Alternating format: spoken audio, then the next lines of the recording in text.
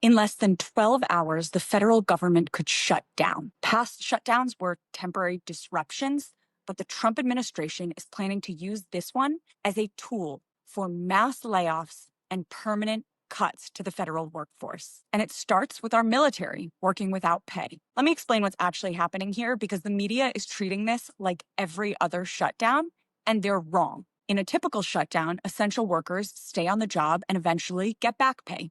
It's disruptive, but it's temporary.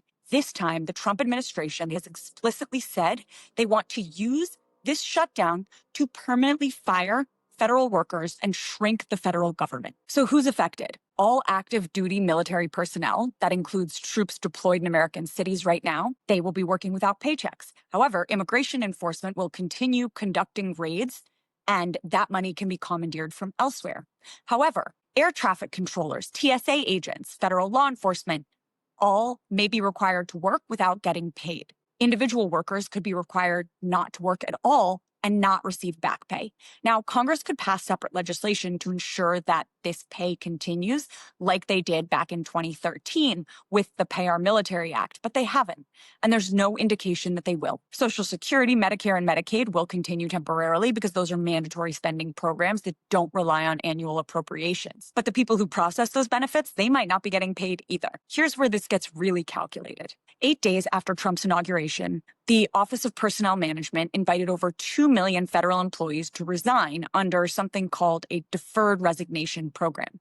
They modeled it directly on Elon Musk's approach at Twitter, giving people about a week to decide whether to take a buyout or to stay. At first, there were legal questions about whether this was even allowed, but by late March and April, multiple agencies reopened the offer. Legal doubts eased and more people took it. About 150,000 federal workers accepted that buyout. And here's the thing.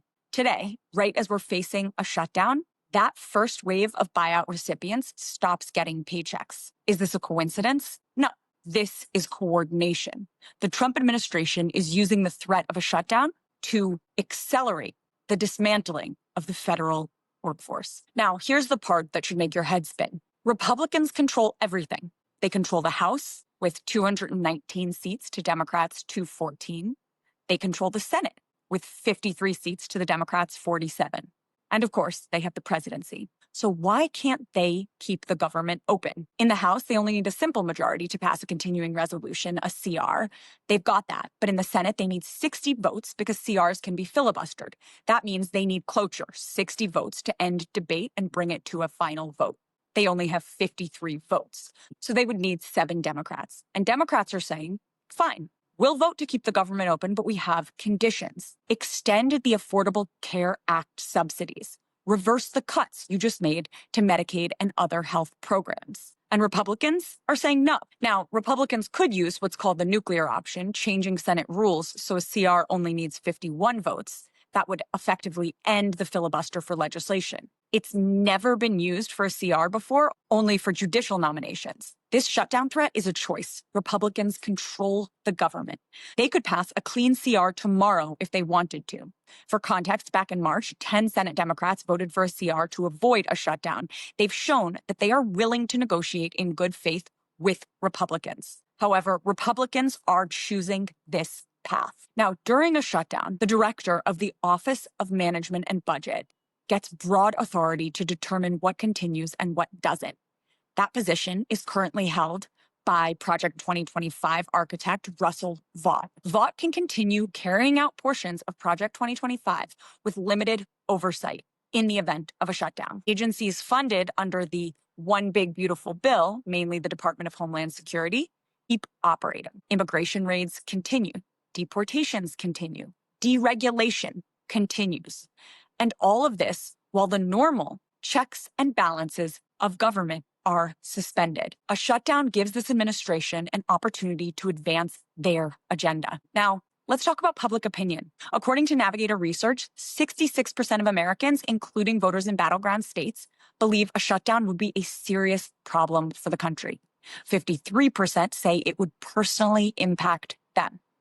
But here's what's interesting. Many of these same voters say it's worth holding the line to protect people from bad policy decisions, specifically to fight funding cuts for healthcare and Affordable Care Act tax credits to push back on tariffs. The public understands that this isn't just about keeping the lights on, it's about what kind of government we're going to have. Who owns this? Let's be absolutely clear about something. Republicans hold the House majority. Republicans hold the Senate majority. A Republican is in the White House. Republicans own this. They control the government. They could keep it open. They're choosing not to unless Democrats agree to cuts to healthcare programs that help millions of Americans. So when the media talks about partisan gridlock or both sides couldn't come to an agreement, that is not what's happening here. Democrats are voting against a plan to lay off federal workers and cut healthcare. They're voting to protect programs that help millions of Americans. There's a difference. So when you hear about this potential government shutdown for the rest of today and in the coming days, understand what you're actually watching. The Trump administration has a deliberate strategy to reshape the federal government during a manufactured crisis. And while it happens, our federal workers won't be getting paid. 150,000 federal workers who were forced to take a buyout will be losing their paychecks. And this administration continues to implement its agenda with reduced oversight. That's always been the plan.